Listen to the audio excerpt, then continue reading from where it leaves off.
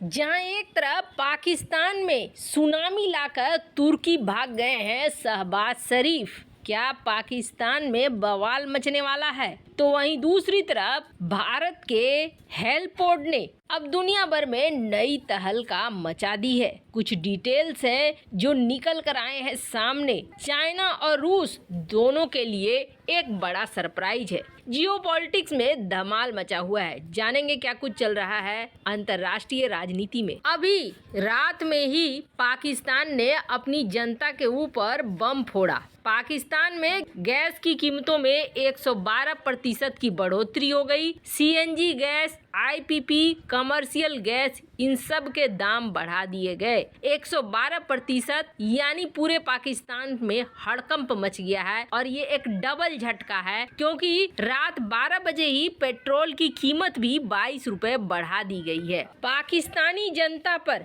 महंगाई का ये सबसे बड़ा बम है जो शहबाज शरीफ सरकार ने फोड़ा है। और इन सब के बीच में जब पाकिस्तान पूरी तरीके से समस्या में है, तब ये बम फोड़कर तुर्की के दौरे पर चले गए हैं शहबाज शरीफ। और इसके बाद पाकिस्तान के अंदर काफी आलोचना की जा रही है। पाकिस्तान के प्रधानमंत्री उस वक्त तुर्की का दौरा कर रहे हैं जब खुद उनका देश आर्थिक तौर पर दिवालिया होने के करीब पहुंच गया है। और शहबाज शरीफ का क्या कहना है? शहबाज शरीफ का कहना है कि तुर्की और सीरिया के क्षेत्रों में 41,000 से ज्यादा लोग मरे हैं और ऐसे में तुर्की के साथ हम एकजुटता दिखाना चाहते हैं। पाकिस्तान समर्थन दिखाना चाहता है, इसलिए तुर्की गया है। हालांकि शहबाज शरीफ की जमकर आलोचना हो रही है। शहबाज शरीफ ने जाते समय एक ट्वीट किया और कहा कि मैं पाकिस्तान तुर्की को हुए नुकसान को अपना नुकसान मानता है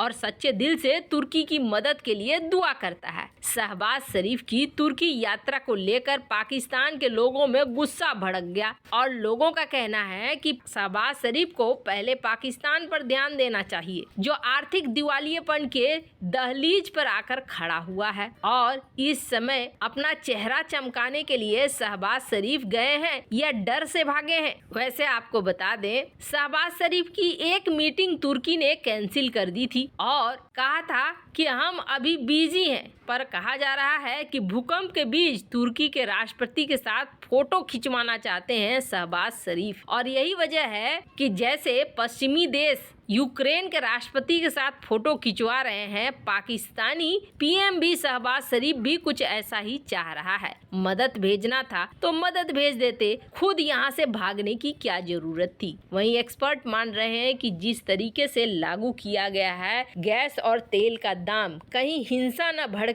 इस हिंसा से और इस क्रोध से बचने के लिए भी इसी समय का चयन किया है शहबाज शरीफ ने, जिसकी वजह से एक बहाना लेकर तुर्की पहुंच गए हैं। खैर, तुर्की पहुंचने से समस्या का समाधान नहीं होने वाला है। वापस तो शहबाज शरीफ को अपने ही देश में आना पड़ेगा और जिस बम को इन्होंने फोड़ा है उसका कोई समाधान होता हुआ नहीं दिख रहा है, क्योंकि अब पाकिस्तान से सिंध, पश्तून, बलूच हर कोई आजादी की मांग कर रहा है। पंजाब, सिंध, खैबर पख्तूनख्वा, बलूचिस्तान, पीओके, गिलगिट बाल्टिस्तान, ये अलग अलग संस्कृति वाली जगह है जिसको अब एक करके नहीं रख पा रहा है पाकिस्तान और तेज हो गया है आंदोलन। पाकिस्तान में हर कोई इस वक्त आजादी की बात कह रहा है। और आपको बता दें, जिस तरीके से हालात बदल रहे हैं, कहा जा रहा है कि पाकिस्तान अब कई टुकड़ों में बंटकर ही शांत होगा। खैर, सरकार भी कुछ उसी मूड में दिख रही है कि उसकी सरकार अपने देश को संभालने के बजाय इधर उधर भाग रही है, जो बता रहा है कि समस्या बढ़ेगी घटेगी नहीं। खैर, जहां एक तरफ ये सब कुछ हो रहा है तो वहीं दूसरी तरफ हमने आपको बताया था कि हाल में डीआरडीओ ने एक बड़ी खोज पर प्रकाश डाला है और ये खोज जैसे ही दुनिया के सामने आनी शुरू हुई है, वैसे ही दुनिया भर में एक चर्चा का विषय बन गया है, क्योंकि ये चीज इस वक्त सिर्फ अमेरिका के पास थी, पर अमेरिका के बाद अब भारत बन रहा है दूसरा वो देश जो इस तरीके की टेक्नोलॉजी को विकसित कर रहा है। न तो चाइना और न ही रूस के पास इस तरीके की टेक्नोलॉजी है। दरअसल DRDO HAL ये कई ऐसे प्रोजेक्ट पर काम कर रहे हैं जिसके बारे में अब जाके खुलासा हो रहा है कि ये फ्यूचर के प्रोजेक्ट्स हैं और ये प्रोजेक्ट इतने धुआंधार हैं कि इनको रोकने के लिए एक खास ताकत की जरूरत पड़ेगी जो हर किसी देश के पास नहीं है। DRDO ने ऐसे ही एक हथियार से चौंकाया है।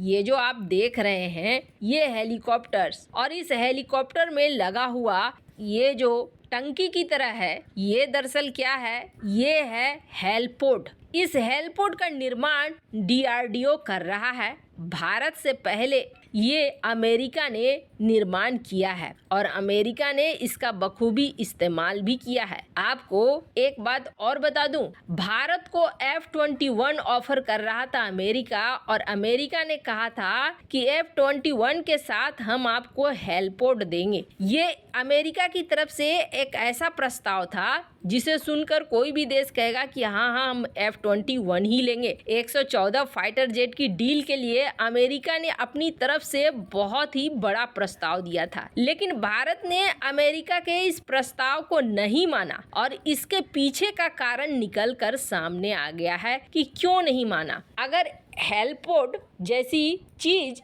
F-21 में लगी होने का मतलब है कि तबाही दुश्मन की निश्चित। अमेरिका इस तरीके का पोड का इस्तेमाल कर चुका है अपने हेलीकॉप्टर्स में, अपने फाइटर जेट में। और ये क्या काम करता है तो आपको बता दें, ये दरअसल लेजर बीम अटैक का काम करता है। एक अटैक हेलीकॉप्टर या एक फाइटर जेट में ये एक बहुत बड़ी एडिशनल ताकत होती है। मान लो आप कि हेलीकॉप्टर के मिसाइलें या फिर फाइटर जेट की मिसाइलें खत्म हो गई, ताकत खत्म हो गई, लेकिन अगर उनके साथ ये पॉड लगे हुए हैं तो उनके पास एक असीमित ताकत है जो अंत तक बनी रहती है। वो इसलिए क्योंकि ये लेजर बीम और ऐसे पावरफुल लेजर बीम से वार करने में सक्षम होते हैं जो बहुत बड़ी तबाही लाए। अभी अमेरिका अपने फाइटर जेट और हेलीकॉप्टर में इस तरीके के पॉड का इस्तेमाल कर रहा है। चीन और रूस अभी तक इन्होंने अपने हेलीकॉप्टर या फाइटर जेट के लिए ऐसे किसी विपन का